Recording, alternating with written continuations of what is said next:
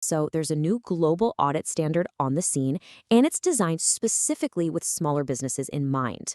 Now, this could be a real game changer for how thousands of companies handle their annual audits, potentially making the whole process way more efficient and, well, proportionate. Let's break down exactly what this is and how it all works. All right, let's just kick things off with a question that I bet hits home for a lot of you running or advising a smaller business. Does your audit process feel way more complicated and burdensome than it really should be?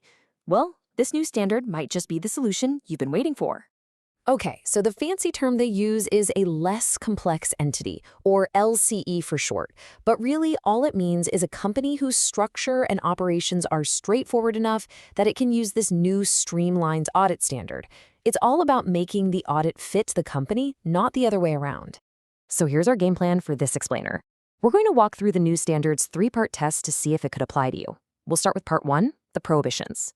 Then we'll dive into part 2, the complexity check, and finish the test with part 3, the size check. After all that, we'll get to the final verdict.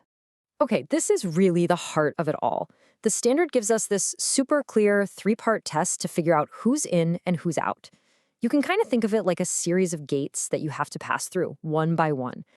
And the key thing to remember here is you can't just pick and choose. You've got to pass all 3 tests. First, you have to make sure you don't fall into any of the absolute no-go zones, the prohibitions. Second, you have to take an honest look at your company's characteristics to see if it's genuinely simple.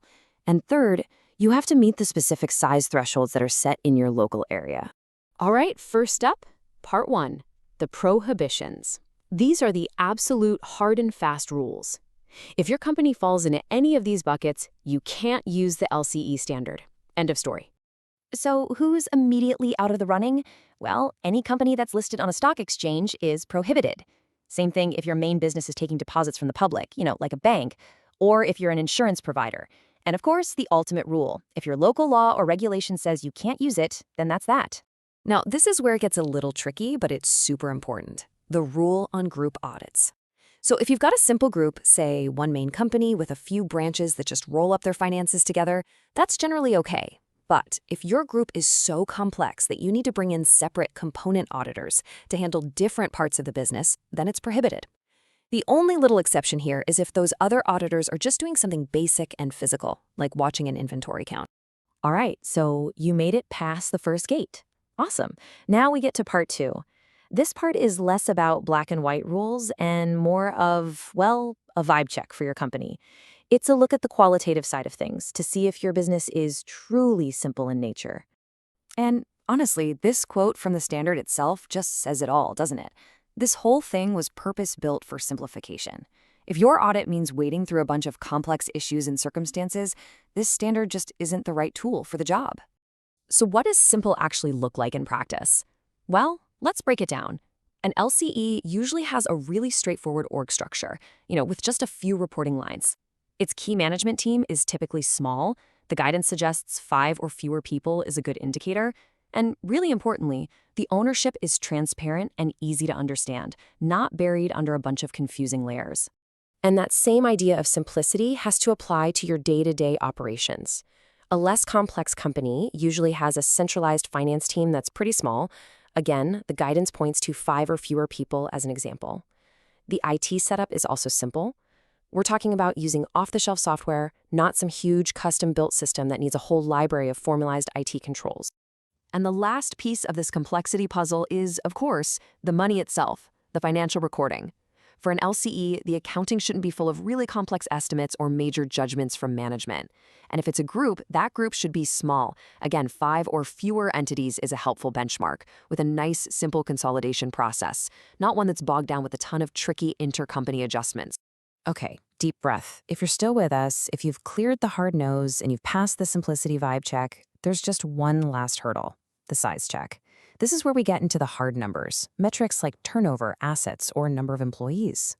So to give you a feel for what we're talking about, the standard itself kind of points to the European Union's definition of a small enterprise as a good example.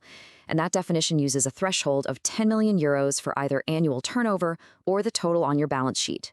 But, and this is probably the most important thing to remember from this entire section, that 10 million euro number, it's just an example, a guideline.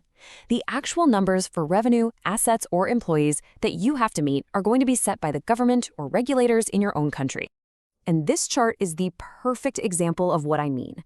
You look at the EU and South Africa, and you see, hey, both use 50 employees as a benchmark. But that's where the similarities can end. The turnover and asset limits that go with that can be wildly different, and they can even change depending on your specific industry. The bottom line is, you absolutely have to check your local rules. Okay, we've walked through all three parts of the test. So now let's pull it all together and figure out what the final verdict looks like when you're deciding if this new standard is the right fit for an audit. So let's just run through that checklist one more time. Step 1, the prohibitions. Is your company on that immediate no list, like a bank or a listed entity?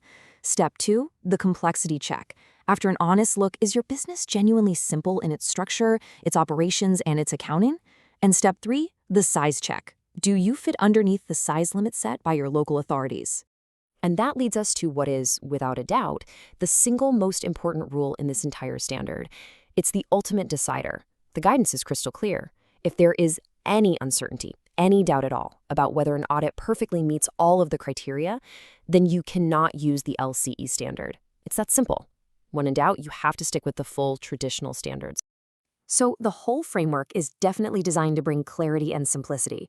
But here's the big question we're left with.